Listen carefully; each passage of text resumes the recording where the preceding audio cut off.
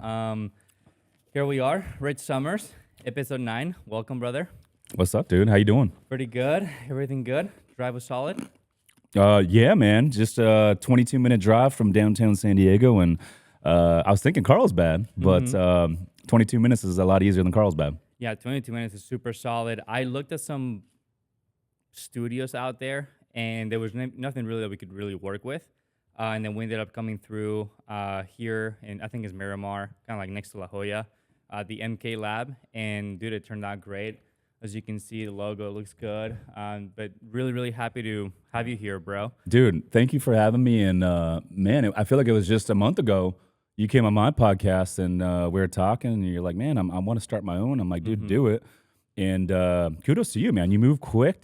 You literally launched this thing really quick, which I love. I'm an action taker. Yeah. Clearly you are too. Yeah, I am too. But like money loves speed, and like I like to move quick. So when I have an idea, I'm like, let's implement this right away. Like I don't have time to waste.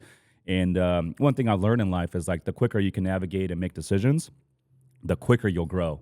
Like you will grow 5x, 10x faster than the other person that takes a week to make a decision because you're making a decision in 10 minutes, right? Yeah. And you compound that over years and years and decades. You're gonna leave a lot of people in the dust. So I love that you move quick. And dude, talk about this setup, man. This is this is stellar, bro. Yeah. I love the vibe and just the plants, and it's just kind of a chill vibe in here. So thank you for having me. Yeah, no, of course, dude, and thanks for coming again. But yeah, no, you're right. Obviously, we've been to dinners together back and forth a couple times now. And the very first time we did, you're like, hey, you should start a podcast. And the first thing I did was like, all right, fuck it, let's do it, you know?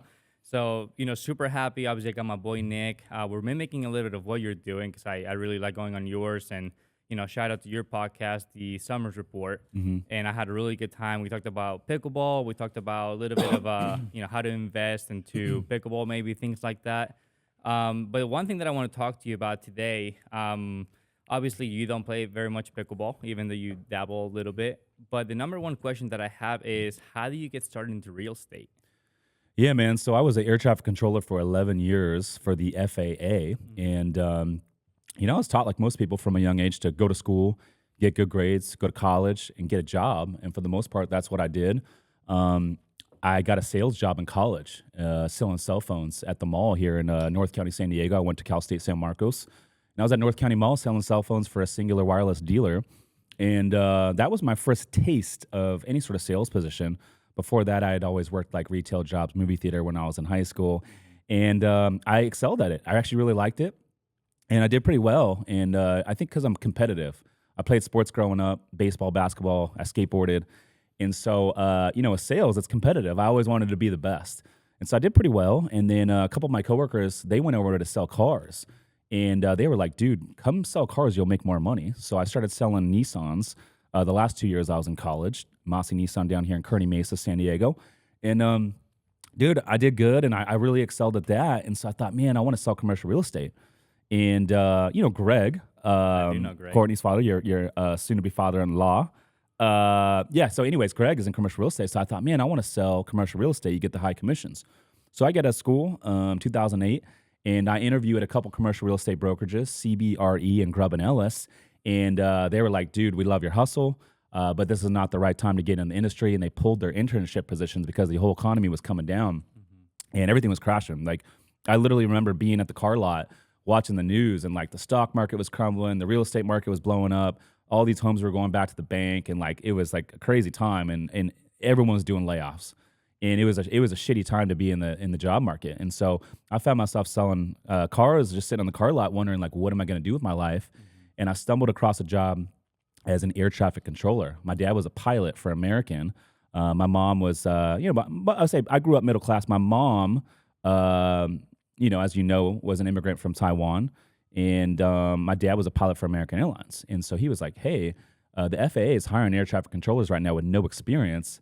You should check it out. So I applied, and they literally hired me like off the street with no experience. And they said, can you pass a drug test?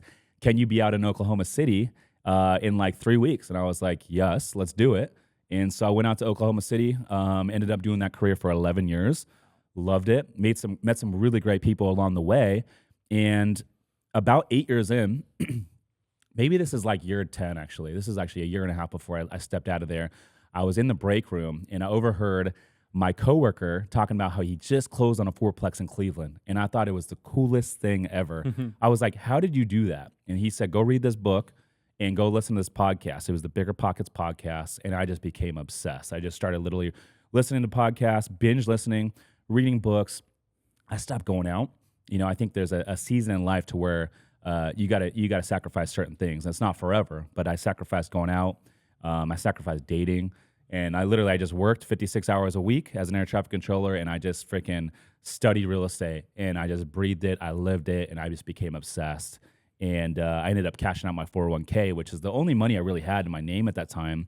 And I cashed out my 401k, and that was my seed money. I had about $300 and something thousand in there. I said, fuck it, I'm going to pay the taxes on it. I'm going to pay a 10% penalty to the Fed, 2.5% penalty to the state of California. And I'm going to invest that about an 11-unit building in Cincinnati for $350,000.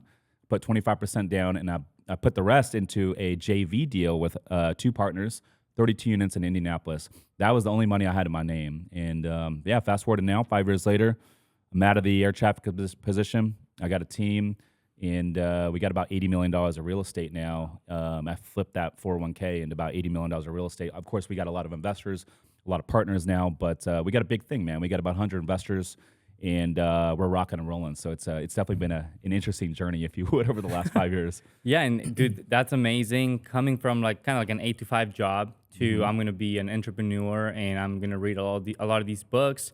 I'm gonna put in the time. I'm gonna sacrifice all these things that come with being successful, and then fast forward 5, 6, 7 years later, right? It's not overnight, obviously. You just become that guy to some extent, right? Yeah, and I'll say this though, a lot of people, when you start something new, they're going to tell you it's too risky. They're going to tell you not to do it. The idea to cash out a 401k and to leave a government job that pays well, that has a pension after 25 years, a lot of people told me it was too risky.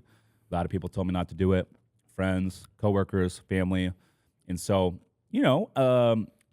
a lot of people get stopped in their tracks because of that. And I think my biggest takeaway looking back is all those risks are real. So put some weight on it. But on the other side of the balance scale is another risk, and it's this. I could be 80 years old one day, laying in my bed, staring at the ceiling, kicking myself because I never fucking tried anything in life. Yeah. How about that risk? That's a risk, too, that a lot of people don't allude to. Yeah, no, and it goes a long way for sure. And I think the biggest thing that comes with it, right, it's maybe that is the signal that you need to kind of take the next step, right? Like when people are doubting you, people are thinking, you're doing the wrong thing, Rich. What are you doing? It was kind of similar to me when I got my car. I had a Ford Focus at the time back in 2021. And I remember I put in my PS5, a TV, and a couple shirts, and I drove from San Diego to Texas because I wanted to play pro pickleball. And then everyone was like, what are you doing? Why are you going to Austin, Texas for? This is not real. Just come back, blah, blah, blah. And then fast forward now 5 years later, kind of like around the same, amount of time that you did. It's like, I'm making a good living. Now I have a podcast. I get to talk to people like you, hang out with people like you, keep on building relationships, keep on building my own, persona, my own self. Now I have a fiance and a kid, super excited for that. And yeah, sometimes people doubting you is the time for you to go and step forward and come out of the shell and do what you want to do. 100%, man. And like a lot of those people that doubt you early on or tell you, it's too risky, it's not, it's really because they love you and they care about you. It's just their way of thinking is not going to necessarily be what's going to work for you, right? And I think advice, a lot of traditional advice is sound advice for certain people, but it might not be the best advice for you, right? Yeah. And I think that's my biggest takeaway. But, a lot of those folks that were, kind of naysayers, once they see some success, then they come around. They're like, oh, I love what you're doing, blah, blah, blah. Yeah. But it's like you got to prove it out before it becomes cool, Yeah. And what was the one thing to you that made you want to take that huge leap and be like, this is exactly what I wanted to do? Because, you could say, yeah, I heard my coworker talking about this and that, but there's something that ignites within you that makes you want to do the same thing. So was it, do you want fame? Do you want money? Do you want people kind of knowing who you are? What was it for you that was like, okay, this is what I need to do to become somebody? Yeah. I think this answer has kind of, transformed or progressed Mm-hmm. over time. So, like when I first started getting into real estate investing, I was just thinking like I want to get some passive income. I thought it'd be cool to own some investment real estate. And after I did a couple deals and I saw that it worked, I was like, I'm going to make a living out of this thing, and I'm gonna use this as a vehicle to leave my day job, and I'm going to build a big thing. And then once I got like to a point where I left my day job and I had enough passive income coming in to where I could comfortably leave and reallocate those 56 hours that I was spending on the day job into my own stuff, Mm-hmm. that was a tick up. But what really changed for me was October of 2022. Um, I had started putting out content that year. I'd started taking my social media seriously, and I started getting a little bit of traction. And I decided that I was no longer gonna reach my full potential with my two partners that I had. And we had a successful partnership. I still own a couple deals with them. They're great dudes. We're homies now. Um, and I just realized we had a different level of risk tolerance. Yeah. And I think in this game, you got to have a certain level of risk tolerance, and you got to be okay with the unknown. You're never going to have all the answers to get from point A to point B, and you just got to have the confidence to know like, hey, like, shit's going to come up, but to have the confidence to know like when shit does come up that you haven't seen before, that you're gonna get through it and you're gonna figure it out. Yeah. And I felt like with my two old partners, they didn't have that same level of risk tolerance, and so whenever we had a decision, it was a grueling decision, but it was always majority vote. And so I would always get voted out of these decisions, and their risk tolerance is very low. And so I felt like I was no longer going to reach my full potential under that structureship, even though it was a successful partnership. All three of us quit our jobs, and we bought a lot of real estate together. But I felt like in order for me to get to the next level, I had to leave that. And so that was the moment where I decided, okay, I'm going to go do my own thing. It was a tough decision, Yeah. but that decision propelled me into like, dude, I've grown more in the last year and 8 months since that decision Yeah. than I did the prior 37 years of my life, because now, win or lose, it's on me. Mm-hmm. And so, that's when I started hiring out more team members. Went and got an office. I got my own podcast studio. I said, hey, you guys keep the old podcast. We had an old podcast called the Multifamily Takeoff. And I said, you guys keep the podcast. I'm going to start my own. I said, I'm taking the meetup. And I took everything I liked and didn't like about that podcast. I started my own podcast, got the set, as you know, and hired a lot of team members. And we started building our own thing. And I don't know what it is, man, but like before when I had partners, it was like, yeah, it's cool. You're like sharing a lot of the workload and the responsibility. But like when shit hits the fan, it's not all on you. Yeah. Now it's like I wake up every morning and like I know like all the future of all my team members, like that depends on where I take this. Mm-hmm. In the future where I take this. Our 100 investors, like they're depending on me. All of our mastermind members, like I got to perform for them, and help them in any way I can. So now everything's on my shoulders, win or lose. But I love it, dude. There's no better motivation or inspiration. So to answer your question, man, full circle, the reasons I'm in this game now, I want to build a legacy, and I want to build a big thing, and I want to help a lot of investors.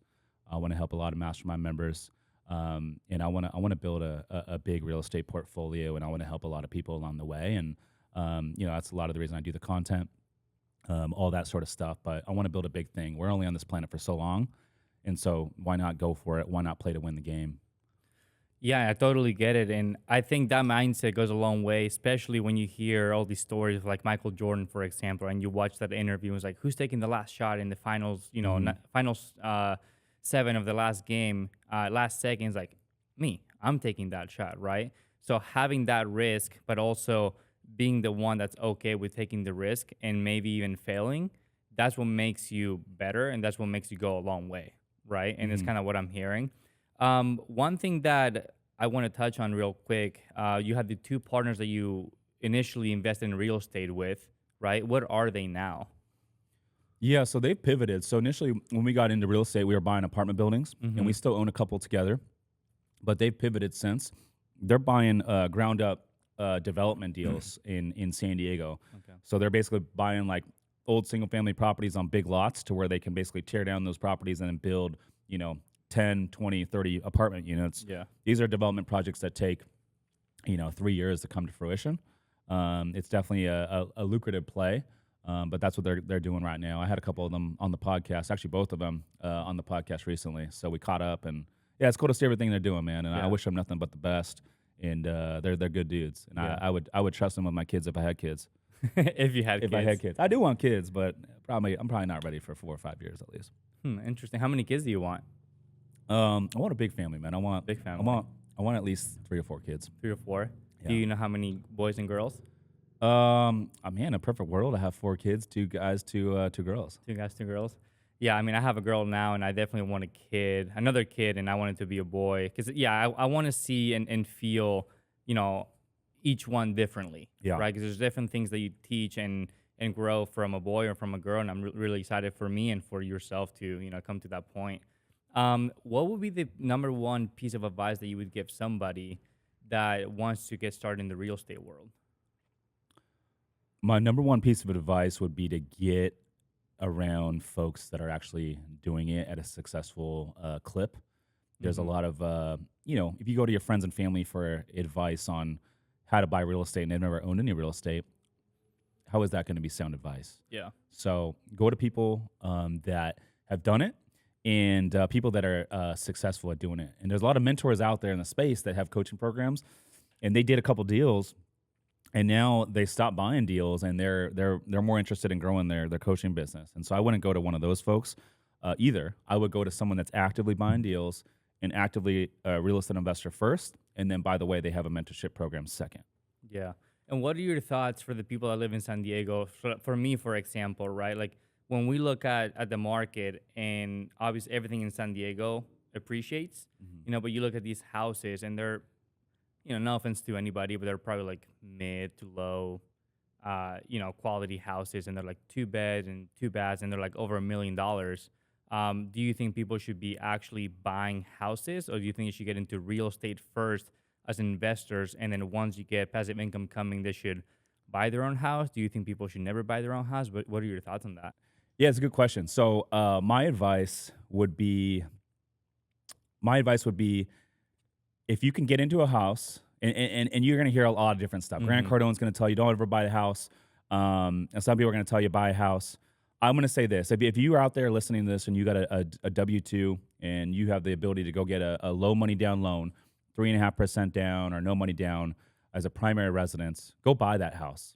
And if you don't think that you're going to be able to afford the payment, rent out the other rooms for a little bit and quote unquote house hack it, and that will help supplement your mortgage. And after you live there as a primary residence for a little bit of time, it doesn't even need to be a full year. You can move out and then turn that into a full-time rental. You could turn it into a short-term rental. And, you can go and get FHA loan right now for 3.5% down. There's credit unions out there. I've done a couple of these. Navy Federal Credit Union, 0 money down. And that's a powerful play. 2 of my best real estate investments I got with those Navy Fed no money down loans. I lived in those properties for a little bit, and now they're short-term rentals. And those things pay me every single month. I get to depreciate those assets, so I don't pay taxes on that money. And then in addition to that, they go up over value in time. And because it's San Diego, is good dirt, every 10 to 15 years, real estate's going to double like clockwork. Yeah. And so I think that's the easiest way for the everyday person to become a millionaire, is to buy a low, no money down house and then turn it into a rental, so you don't have to cover the entire mortgage on your own. And then, over time, rents go up as well. Eventually, this thing will start cash flowing, it'll start paying you every single month, and you just sit on it 10, 15 years down the road. This thing's going to double like clockwork, and you're going to make $1 million.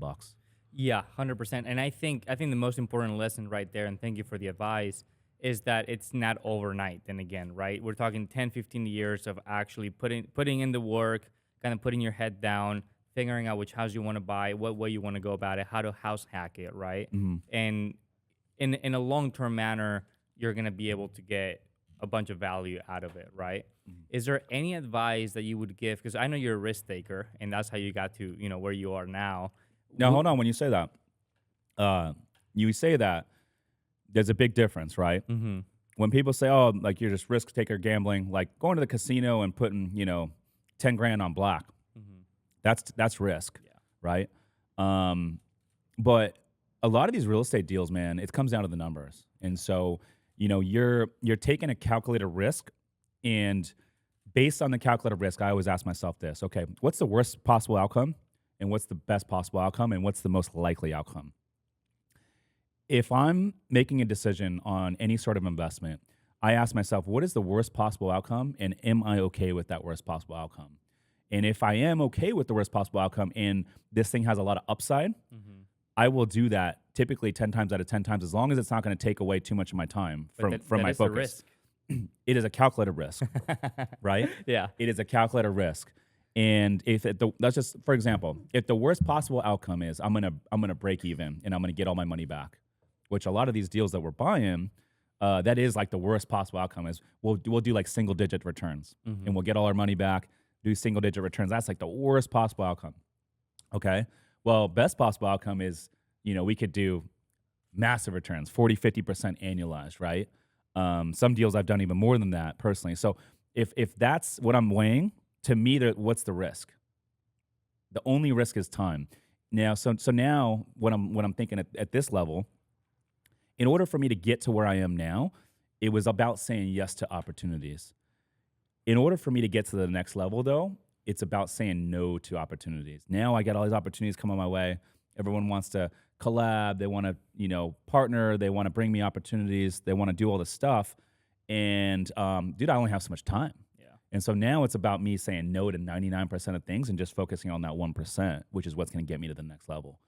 A lot of people out there, and they see all these like billionaires, like, oh, they, 10, 15 streams of income, and they're doing all this sort of stuff. But what they're not studying is how that person became a millionaire. How did Elon Musk, how did Jeff Bezos, how did Mark Cuban, how did they get to where they are today? When they were in there building it, they were focused on one thing and one thing only. You see what I'm saying? Yeah. And then when they got to the top, then they're investing in all these things and they have all these streams of income. So when people say, oh, you need 15 streams of income, like, no, that's not how you get to the top. Once you get to the top and you got a lot of money, you can do that. Yeah. But in order to get from point A to the top, you have to focus on one thing. No, it is interesting, and I definitely understand what you're saying, because everyone always looks at the big picture, but nobody really understands the work that goes within that, especially in the beginning, right? Like for me, when it comes to pickleball, it's like, yeah, now I do pretty well, but nobody has seen like the 8, 9 p.m. workouts in a dark alley running up a hill, like little things like that, right? Yeah. Or like just watching TV, me watching myself play at 2 to 4 a.m. because I can't sleep because I lost this match that I probably should have won, and things like that. And those are the things that people don't see, right? And I think when it comes to real estate specifically too, like you're saying, to me, I thought it was a risk. Now I understand it's a calculated risk, but just really coming down to the numbers, understanding and studying what it really comes down to is what makes you really propel and get to the point you want to get to. Yeah. Yeah. No, absolutely. And a lot of people don't see the work that's put in, like they see you, rocking it on the pickleball court, but they don't see that the 4 hours that you're putting in every day, training, you're in the weight room, you're doing plyometrics, all this other stuff. They don't see all that stuff. And same thing with me, like people see the end result. And, quite frankly, I think a lot of people in life, they wait for you at the finish line, but they don't see all the work that's put in behind the scenes, the hours and hours and hours looking at deals, studying, networking, sorting through all these deals that I passed on and like studying and all this sort of stuff. They never saw that, right? Yeah. And they just see the end result. And that's just how the game is. But in all reality, and that's why I think a lot of people try to jump into something new and they realize, oh, this is not as easy as I thought, and then once they realize it's hard, and they also realize, hey, this is not exciting anymore because it's not new. I've been doing it for 3 months and it's a lot of work. Then they find that next shiny object and they pivot over to the next thing, and they never actually give one thing enough time to actually get good at. Yeah. I think with anything in life, if you just give it 12 months, you're going to get pretty good at it, because most people are not willing to put in 12 months. Starting a podcast. Most podcasts die in the first 3 months because people realize, oh, this is not exciting anymore, and it's a lot of work, and then they give up. But if you can commit to doing a podcast every single week on the same day, same time for 52 weeks, an entire year, you're going to start to see results. It starts to compound at that time. And it's like a hockey stick model, right? It's like you grow, you kind of flatline, and then all of a sudden you hit this pivotal point and you start going vertical. It's the same thing with the content, Yes. And the way that I'm looking at it is it's like anything, right? Like you have to, like you start something, you spend all the money and all these things, and then it goes downwards. And then, but at some point, it's gonna hit maybe rock bottom. But then the only place you can go now is up, Mm-hmm. right? So for me, like starting the podcast, like you put a lot of money and effort and time into it, and but if I keep doing it, kind of like you're saying, during the 52 weeks, 1 year round, at some point it can't go down any further. It has to go up, Mm-hmm. right? So I think that's kind of what you're getting to. If you do something for a long enough period of time, you're going to get good at it. Yeah. A great example of this is Alex Hormozy. So Alex Hormozy has really blown up over the last 2 years, like 2 million followers on Instagram, and he's just blowing up. His content's really good, rightfully so. And what people don't realize is Alex Hormozy had a podcast for 4 years before he even started getting noticed. And for 4 years, he says he had 2,000 to 3,000 downloads a month for 4 years. It never grew. Wow. And then all of a sudden, 2 years ago, it blew up.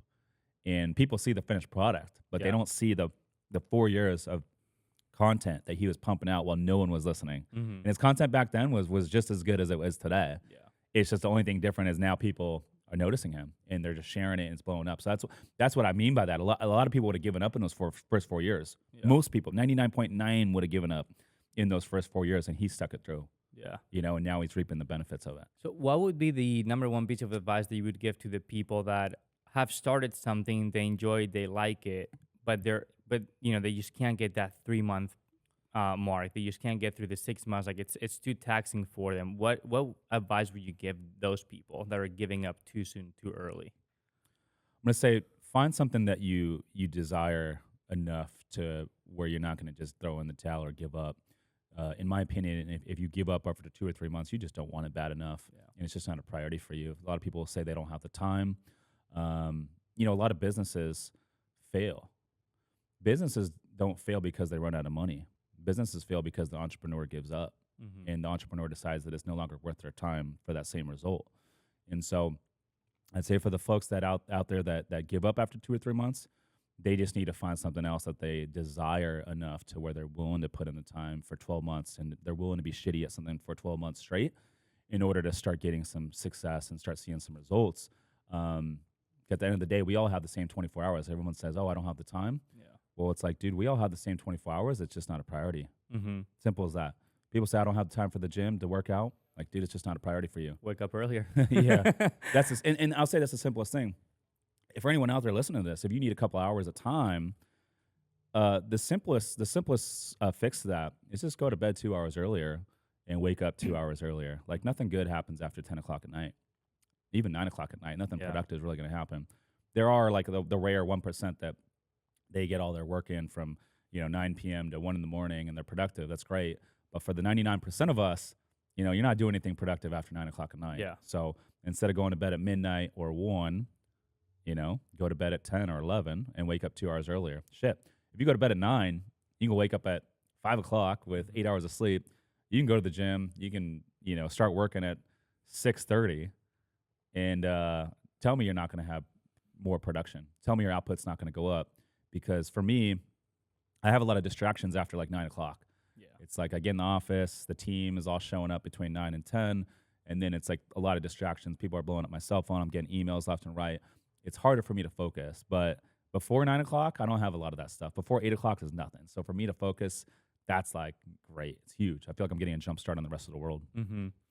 Yeah, and that's when you get your workout too. You get your workout around 7 a.m., right? So what does like the day-to-day look like for you? You wake up, you go to bed at a certain time, you wake up at a certain time, and what happens after? Yeah, so typically I wake up around 6:30. I try to be in the gym around 7, and then I try to get in the office by 8:30, 9. I like to work out early versus after. I just feel like it sets the tone for my day. I get some good energy, and then I try to post on social media first thing. So the two most important things for me first thing in the day is like get a workout in, get a post out on social media. And then typically, depending on the day, I might have a lot of meetings. So Mondays, I front load my week. So Mondays, we have an L10 meeting with the team. And then I jump into a bunch of one-on-one meetings throughout the day. And then I have end the day with a call with my business coach. And then Tuesdays and Thursdays, we have our mastermind call. And I have other meetings. And then Wednesdays is content. So Wednesdays, we typically do 3 podcasts, sometimes 4. And then if we need to shoot any like one-off content or to the camera content, we'll do that also on Wednesdays. And then Thursdays, it kind of lightens up a little bit. And then Fridays, I keep very light. So Fridays, I don't put much on my calendar. I like to kind of use those days for like just utility days. So, if I need to, tie up some loose ends from the week, or if I need to brainstorm, come up with some creative ideas, I'll do that on Fridays. Yeah, I have a follow-up question. Yeah. And this has something to do with your day, but you wear hats quite often, Mm-hmm.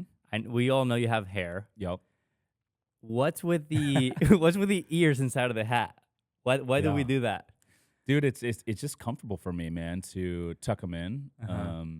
For me, I guess I started wearing hats when I started playing baseball, like Little League baseball as a kid. Yeah.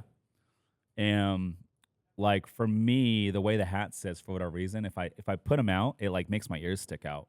Okay. And so I just always tucked them in. It just felt more natural. Because naturally, when I take my hat off, my ears are like tucked in. And so it just always felt uncomfortable to wear them on the outside of the hat. And so I just always did that from a young age. Interesting. And then, yeah, I do have hair. And like, it's funny because like this past Saturday, I was at a private event, private party up in Encinitas.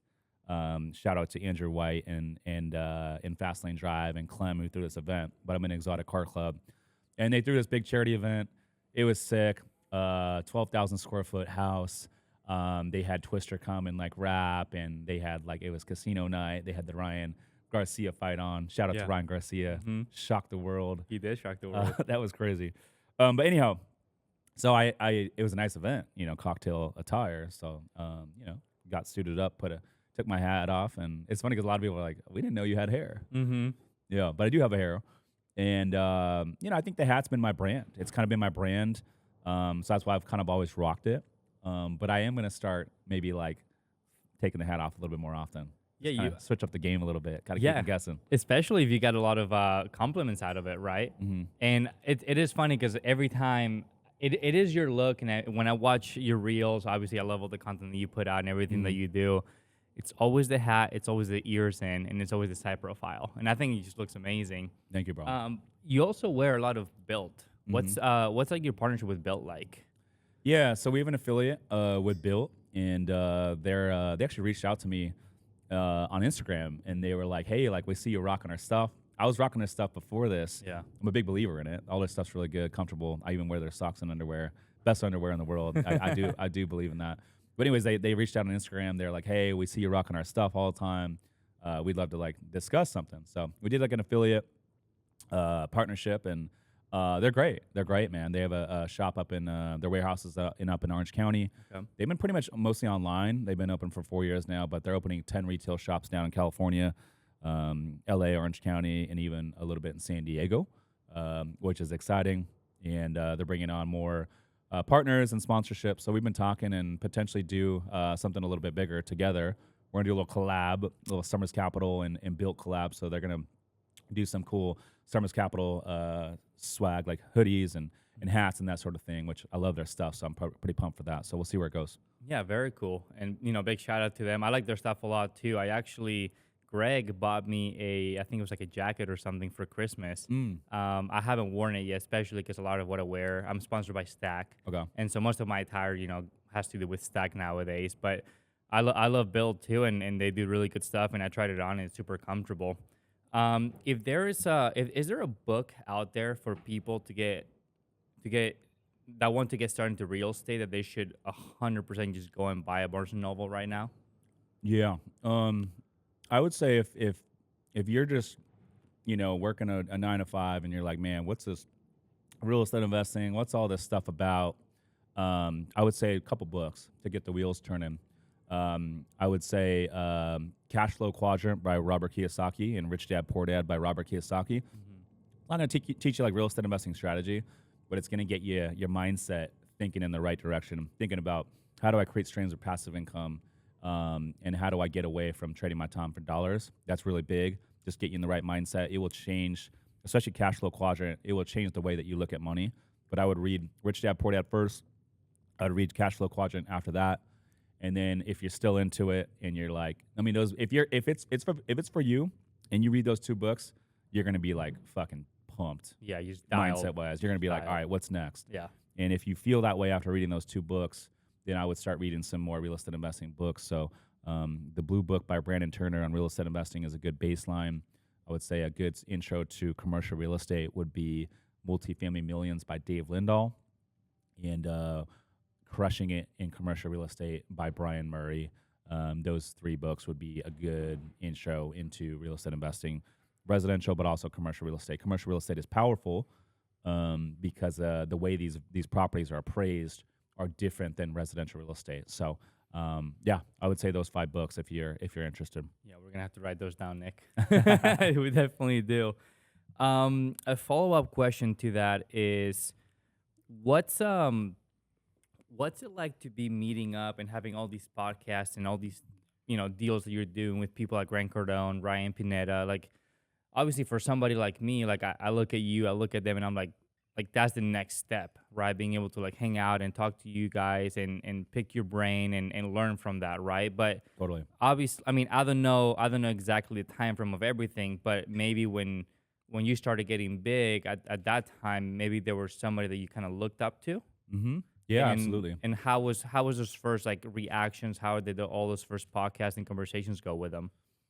Yeah, I would say, I always look up to like 4 or 5 real estate investors or entrepreneurs that are ahead of me, because you got to have someone that's above you that you strive to become. Right. And so those 4 or 5 people will evolve over time. And so early on, it was different folks. I would say now, the folks that I kind of study or look up to the most would be, Alex Hermosi. I listen to his stuff so much. Yeah. It's so good. And a lot of that stuff resonates with me. So I would say Hermosi, Pace Morby, Ryan, and I would say Grant Cardone would be like kind of those 5 right now that I kind of look up to the most. Patrick David, I'd throw him in there as well. He's great. But yeah, dude, it's kind of crazy, man. Like, I don't know, like to sit down in the same room or conversation, or even have Grant Cardone like come on the pod and like, come into our office with his daughter Sabrina and like just come and talk shop and hang out with us. It was kind of crazy. And, being able to like collab and hang out with these other big names is like kind of crazy, dude. Like, I don't know. I think about it all the time. I get kind of numb to it, but to think back, I'm like, man, it was just a couple years ago where, no one knew who I was. I had like 2,000 followers on Instagram. And it was actually not even 2 years ago. It was like, Wasn't that? it was just under 2 years ago where I decided, all right, I'm gonna start posting on social. And I just started posting daily. And then it just started growing, and then certain people started following me. And then, if someone follows you on Instagram, you can DM them, and they'll get the DM. And so that's kind of how it started. But yeah, it's weird, dude. I got like people like Tarek El Moussa, like, he's reaching out saying, hey, I want to do a boutique hotel deal with you. He's like, I'll bring, a bunch of capital. Brian Malarkey, he's like Top Chef. He's all over Food Network. He's got a couple big restaurants. Anime, the one that we were at, when you came down. Great restaurant, by the way. But like, he's like a restaurant genius, and he's reaching out to me, saying, hey, I want to do a big hotel deal with you. I'll bring the restaurant portion, you do the hotel. And got guys like Tarek reaching out saying they want to partner. And I'm like, Grant Cardone's coming to our office, all his people. I'm like, it's weird, dude. Like it just starts to happen quick with the content, and I guess I'm just feeling grateful and lucky that you put out the content. 'Cause a lot of people put out the content, but they don't see much traction, right? Or it takes a long time to start getting traction. So I've been lucky that it started to happen a little bit sooner than later for us. So I told the team, I'm like, guys and gals, I'm like, we proved out the hardest part, and the hardest part is just kind of getting that initial ball rolling. And so now it's a matter of like, let's dial everything in. Let's continue to get better, and let's continue to scale this thing. It's everything. It's content. How do we get better at operating hotels, buying real estate, raising capital? How do we, get better with everything? Relations with our investors, the community that we're building, because it's really a community that we're building. It's, the meetups that we're doing. We got yacht meetups in the summer, and then we got investors. We do a lot of cool events for them, and then all of our mastermind members and the team. So it's more than just business. Like we're building a community at this point, and all the podcast guests. We got like 90% of our guests right now are flying in from out of town, and so I'm like, fuck, like I don't know. It's crazy to see this thing grow, and it can happen quickly, but it all starts with it compounds, it snowballs, but it all starts with the that desire. Like none of this would happen if I didn't want it. You know what I mean? But I want it so fucking bad. And Yeah. and I think my biggest takeaway is, and I say this in the most humble way ever, is I'm having conversations with like all these bigger name people, and I'm like, dude, like they're nothing special. Like they are, but the only difference is like they took action and they like committed to certain business plans and following up and following through with what they say they're going to do, and they took action. That's the main thing. But my biggest takeaway is like, you realize after having conversations with a lot of these folks, like, they're just everyday people as well. They just committed to their dreams, and they committed to taking action. And it's just given me a lot more confidence to know, like, we're gonna run all these people over one day. I want this so bad, and I want to build such a big thing that I know it's just a matter of time, dude. Like Grant Cardone, love him. He's a badass, but he's 65 years old, man. Like I'm 38. I feel like we're just getting warmed up. So I'm excited to see where we go. Yeah, and the biggest takeaway is that everyday ordinary people that do big things, right? And it's like Conor McGregor said one time, if you breathe air, it's fair game, right? And that's the coolest thing. And on my part, obviously, talking to you, talking to Golden Tate, hanging out with James Blake, like we're all just dudes that just do things maybe something's better than others. We're willing to take action. We're willing to do things other people are not willing to do, and that's what makes us, to some extent better. And like you said, in the most humblest way.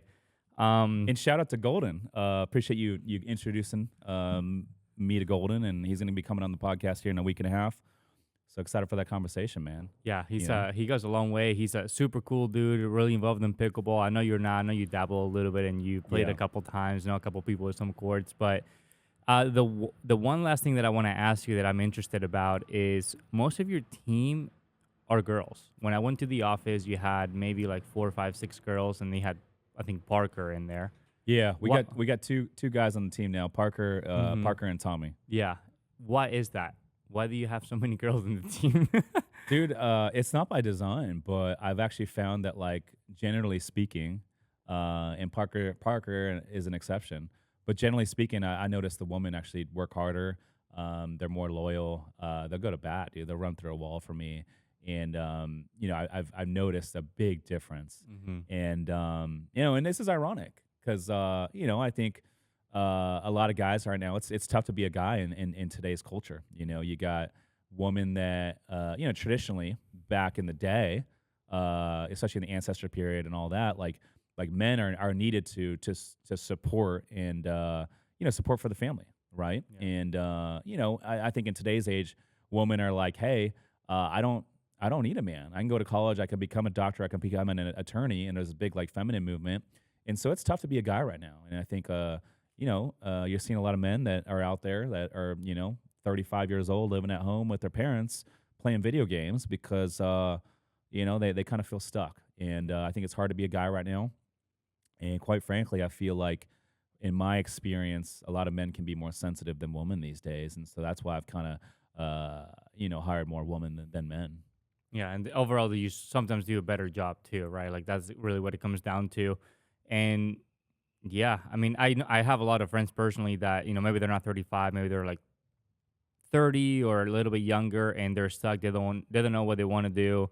They don't even know how to do it, and they're just lost, Yeah. And I hope that all of them get, to figure out what they want to do in life and kind of propel and go from there. But I'll say this real quick, as hard as it is to be a man right now because of the culture that we're in this big feminine movement, you can actually use that to your advantage because a lot of men out there, like I said, are living at home at 35, playing video games and not taking life seriously. They have no desire. They're just kind of defeated. And so if you're a guy out there looking for that next thing, if you're hungry, and you have a good vision, dude, like you can run a lot of these guys over. Yeah. And it's not that hard. The competition out there is not that hard as a guy.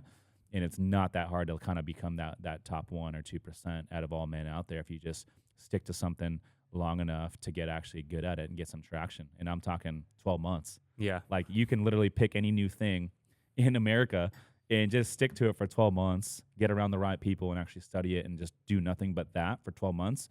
And you can go to the top. Yeah. I truly believe that. Yeah, I would 100% agree. But I wanna open up the pod to whatever you want to talk about. Big shout out to my sponsors as always: Energy Drink F3, Head, Stack, Bodie Grips, and Pickleball. I know, and Engage Pickleball. I know we haven't talked about pickleball at all. We don't have to. But yeah, whatever you want to talk about, this is your time. Yeah, dude. Well, I love everything that you're doing, man. You're fucking doing great, dude. Thanks, bro. I appreciate How it. old are you right now? I just turned 24 Yeah, 2 weeks ago. dude, you're crushing it, man. Thanks. You're crushing it. I wish I would have started a podcast at 24. I wish I would have. Dude, it's incredible. Like I'm not getting that many views. I just started. I'm trying really hard even to just get better at talking, right? Yeah. Talking to some of you guys, I find myself saying like It's okay. things like that too It's okay. much. And these are things that I'm trying to get I say better it all at. the time. It's okay. Yeah.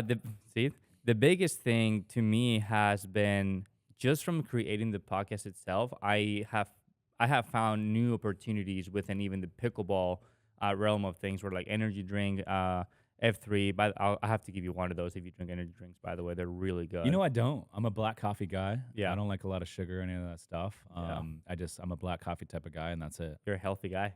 I believe in the 80-20 rule. So Okay. 80% of the time, I eat clean. I go to the gym. I try to be like fit, Mhm. and then 20% of the time I'll do whatever, and that's might include going out for drinks, going out to eat, eating whatever.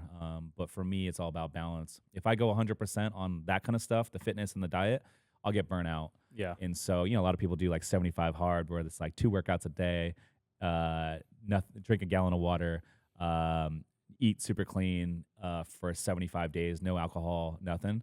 I don't know if I could do that. For me, I would get burnt out. So for me, I believe in the 80-20 rule. It works really good for me. And I think you can apply that to a lot of different realms of life. And I don't know, for everyone, they have something that works for them, right? But for Yeah. me, the 80-20 rule works. Yeah, and it comes out to consistency, right? If you can consistently do the 80-20, then it's what you should stick to. If you consistently can do the 75 hard, then so be it. Mm-hmm. But yeah, just to like finish it off, I was just gonna say, the F3 that I'm talking to right now, couple grip companies, Hesacor, big shout out to Hesacor. Really looking forward to working with them as well. But bro, I know you're busy. Thank you for making the hour here, and I'm really really happy to get you on my podcast. And Yeah. big shout out to yours, the Sommers Report, and best Question of for you Ooh. before we end this. luck. So, you mentioned that I play pickleball a little bit. Mm-hmm. My buddy's got 2 really badass courts in Mhm. Rancho Santa Fe. What's it going to take you to get you out there for a little pickup ball on like a Saturday? No, we're boys, so it wouldn't take much. All it takes is a text, me saying yes, and actually being in town. So Okay. I'll come out anytime, kick it with you guys, hang out, have a good time, and let's get out there. Maybe we'll get Parker out there too. Oh, And watch out. and yeah, then maybe we play some cash games. Cash games. Cash Okay, now games. we're talking. Yeah, Yeah. I'm down, man. I'm gonna take you up on it. Awesome, thanks, brother. Cool, dude. I appreciate you. Appreciate you, Thank Ducky. so much. Thank you.